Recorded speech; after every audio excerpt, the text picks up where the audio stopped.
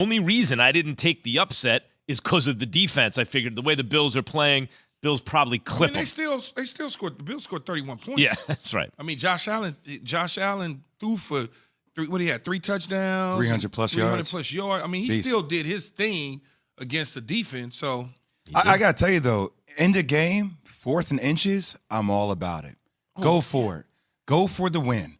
And I know people will say, oh, just kick the field goal, take the points, go into OT. Scared people. Not when you have a quarterback like Josh Allen. Granted, he slipped, but with that size and that frame, I'm okay with you doing a QB sneak and going for it. I don't know why he went off. The left edge is. I don't know why he went off center instead of just right over the top. I'd like to really get to understand why they decided to have him go over the top opposed to just with that big body, just do the Tom Brady and leap right over. And you're good to go. I have no idea why he didn't. And I know they're pinching over the center, but if those offensive linemen can get down and he can just leap his big body over. Wait, can you look at it? Look, and for obviously, it looks like the O-line kind of shifts to the right here, but it looks like Josh Allen then goes to the left. See how everybody kind of shifts to the right? Yeah, I don't why know does he go left? I don't know why he Let's hear from Coach. Let's hear from the quarterback. That's interesting. Yeah, I mean, felt good about our chances. Had a chance to win the game right there, and we didn't get it done. Didn't work out in our favor, obviously. Didn't have the greatest footing. It happens. Game of inches. The play before was pretty close, too. Didn't turn out in our favor today. We were 2 of 5 in the red zone. We can't do that. Yeah, you're 2 of 5 in the red zone. You're leaving points up. In that situation, you go ahead and go for it. Too many times you play conservative and you still get the same outcome. So you might as well be aggressive. I don't think McDermott made a mistake doing that at all. It's one game. It's 2 games. Obviously, they got on their record as losses.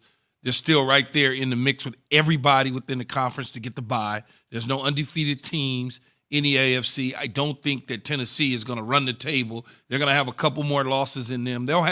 Tennessee will have more losses in the end than Buffalo. So Buffalo is still up on Tennessee in the head-to-head for the number 1 seed in the division. There are so many reasons to go for it. And, Jay, you brought it up. And Keeper, first of all, stop being scared, everybody. Like, people are so scared to lose, they don't play to win. Of course you play for the win there, especially with a bad defense against a good offensive team. You want to play for the tie and lose in overtime. No, go for the win. 4th and inches or whatever.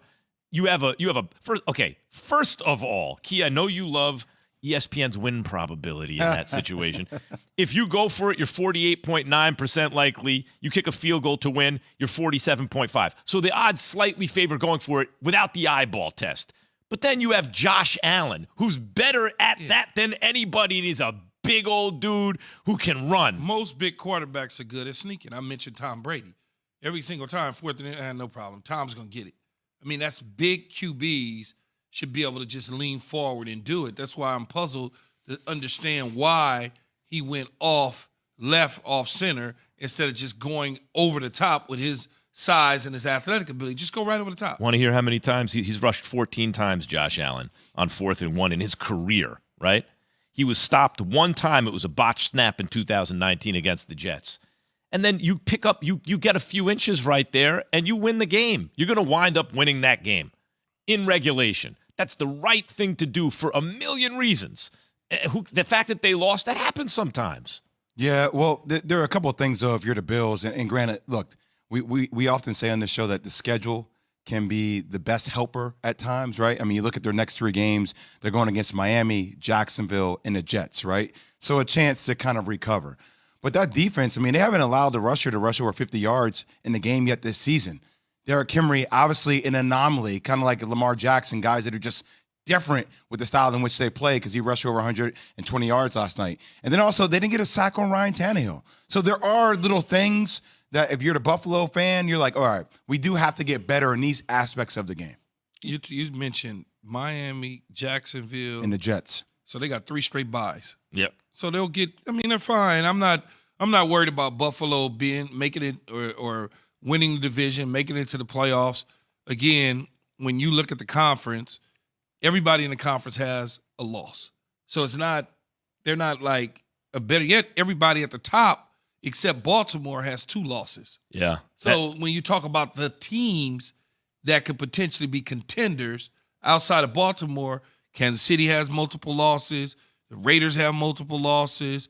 Buffalo, Tennessee, those teams, Cleveland, Those teams all got losses. Cincinnati eventually will come back to earth, I'm thinking, at some point. Yeah, the loss last night didn't make me think less about the Buffalo Bills. It was like, okay, like that was a tough game on the road, and Tennessee, obviously when Derrick Henry plays that way, he's just different. Derrick Henry plays that way because that's the Titans recipe. I remember talking about this at the beginning of the year when everyone was talking about, oh, they got the addition of Julio Jones.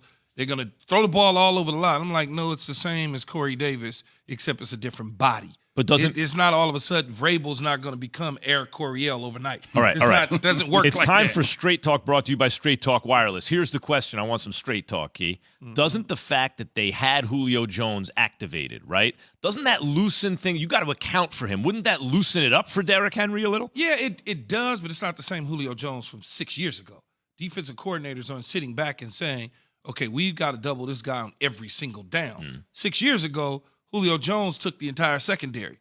All four members back there were eyeing Julio Jones. Now it's like, okay, the ball off the helmet, typically it would be 2 or 3 defenders around Julio Jones right there. The fact that it was a one-on-one situation and the ball was bounced off the helmet just goes to show you that Sean McDermott and them don't view Julio Jones the same as they did several years ago, which to their credit is a mistake on my part.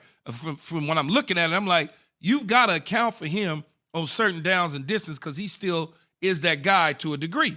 Now, in the running game, does it open things up? Absolutely. If he's gashing and balling, it's going to open up things. But he only had 3 catches for 50 yards. Yeah. So it wasn't like he was out there just killing them. This was, to me, it was a little bit of, I know it's a Monday night football game. It was a little bit of a trap game coming off a win against the Chiefs, against a team with a bad defense. You're favored by like a touchdown. And they have a dude like Derrick Henry, who, as you guys mentioned, he is different than everybody else. He does things much really more big. and more like an old school running back than most of these guys. He's really big is what I can say. Really big. And a lot of people make the decisions to continue to play football by not tackling. Yeah, wise decisions. You remember the for old most. school movie Predator? Oh, You like seeing like Predator next to like Danny Glover back, and you're like, whoa, like that's how I feel like I see him on the field. Like this dude is just I just referred to Predator on the air the other day, as a matter of fact. Man, That's right. 783 yards and 10 TDs over 6 games. 3 different games with 3 touchdowns. Yeah, first running back. What? He's in the history book, 750 yards and 10 touchdowns in his first 6 games in NFL history, along with Eric Dickerson and Jim Brown back in 1958. Well, I wasn't born then, but, you know, that's what you're looking at. You're on a list with Derrick Henry and Eric Dickerson. Jim Brown. Retire the prize. That's Straight Talk Wireless. No contract, no compromise. So we start the day with the Titans win on Monday Night Football. Start today is brought to you by Indeed. Hire right now at Indeed.com. So let's go from Monday Night Football to Tuesday Night